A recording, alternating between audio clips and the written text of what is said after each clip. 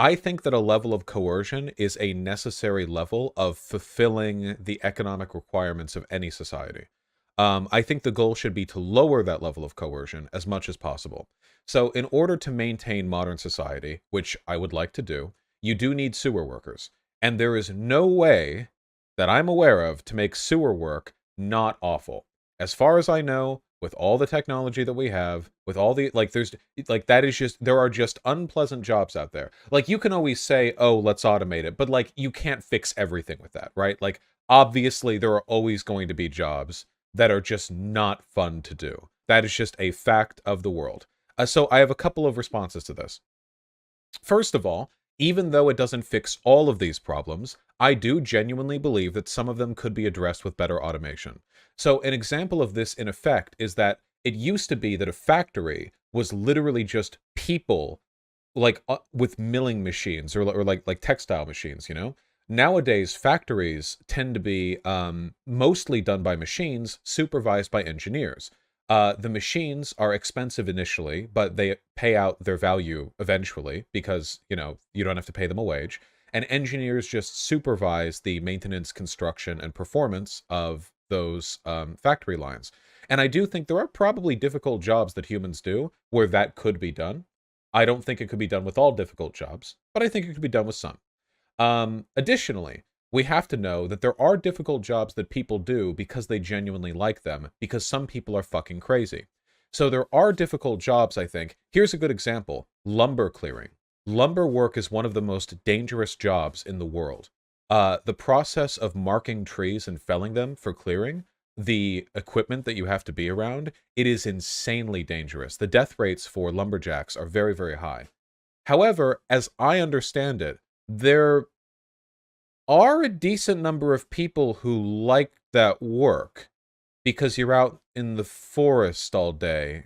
There are psychopaths who do like that. Maybe we should take advantage of the fact that some humans are fucking psychopaths and just let their natural proclivity towards difficult jobs sort of take shape, you know? Same with offshore oil rig work. Well, they are paid quite a bit, those offshore oil rig workers. Um, would there still be people who like the idea of like living in Alaska for 6 months a year, like on an oil rig with no contact other than their like their other oil rig buddies, even if there wasn't like the massively high pay? There would probably still be some. I don't know if there would be enough to do the work that would be necessary. We might need to incentivize more people to do that work than would do so of their own volition. Another argument that I think you could fairly make is there might be some jobs that aren't that necessary. Crab fishing, for example, can be very, very dangerous. Say nobody wants to do crab fishing work. Okay. I mean, I know, right? But, like, that's an argument, isn't it? Like, okay, it's something worth considering. Now, the final argument here is what level of necessary coercion is there? So here we have something that we have empirical data on, right?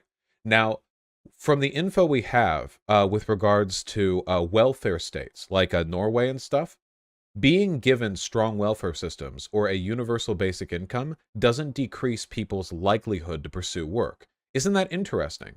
In America, people who don't work live pretty bad lives. Like, the baseline welfare stuff is not good.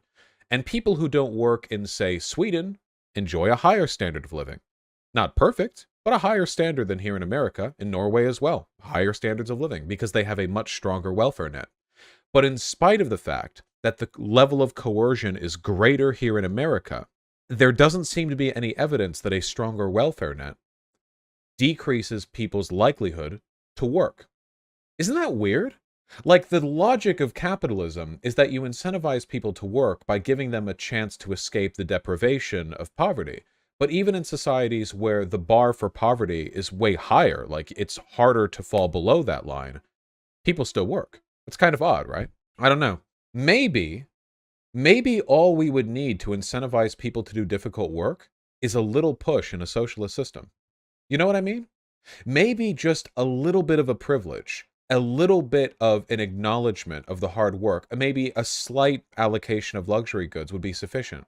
One thing that's important to understand is that any transition to a socialist economy is something which should be done very carefully and deliberately.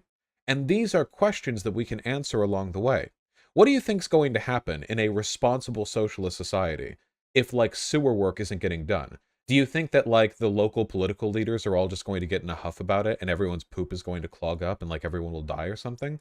I'm going to guess, assuming that they're reasonable, and I would like to believe that they would simply think of ways to incentivize people to do that work. That is to say, we'll find the balancing point when we get there. The fact that people don't all quit work when the welfare net is higher up, as it is in the Scandinavian countries, is proof that the level of coercion used to incentivize people to engage in this kind of labor now is unnecessary. It's the poverty net that we have in America exists purely to facilitate misery. It is not about giving people the necessary push to work. And a better world exists. We know a better world exists. This is not the threshold that we need to keep the incentive level at. How do you respond to the argument of, like, we need to pay people a lot, otherwise we won't have good doctors? I mean, Cuba exports doctors, in spite of their relatively like economic level of deprivation. There is, for something like a doctor, you get a natural reward for the work that you put in outside of income. I'm not saying that reward is sufficient, only that it's present, and that's respect and community value. Anybody who works as a doctor will feel like they're contributing to the community. It's impossible not to. You supervise people's lives. I would hope that in any economy, people are becoming doctors not because they want to make money, but because they want to save human lives. I would like to believe that would be the main reason they're doing that, you know? That would be my hope. You know, you want to make sure that people are being sort of pushed by the right incentive structure. What would you say to the, oh, they have a different culture, so it works over there? That's kind of a cop-out, right? Like, that's just something people say when they don't have a real retort. Like, oh, well, things are different there because they're different there. You know, like, okay. You can change cultures as well. Like, culture in America changes constantly. So it doesn't, like, even if that was true, it wouldn't matter, you know, but it's sort of still kind of like a unfalsifiable cop-out. Yeah, one of the big crimes of capitalism that Marx pointed out was the fact that you did have all these like diverse, unique people all working like factory jobs for 12 hours a day. That was the world that he lived in, okay? We're talking the 18 like fucking 50s, you know? The rich, like the class dichotomy back then was a lot more severe than it is today, like at least optically in the Western world. And by the way, it's just as severe today all over the rest of the world. We've softened capitalism domestically so we could make it more brutal internationally. But like domestically, they hadn't ironed out the optics back then. So like you would literally have like tenements, like ramshackle tenements where like 3 families would live in one room and share like 2 bed mats, go work 12 hours a day, 6 days a week at a local factory, while like the factory owner did literally nothing other than fuck mistresses and like play golf. And they would just become ultra wealthy and everyone else would starve and get like, I don't know, cholera or whatever. And Marx thought it was a crime those people didn't have the freedom to pursue their interests. That was like a big part of his writing. Yeah.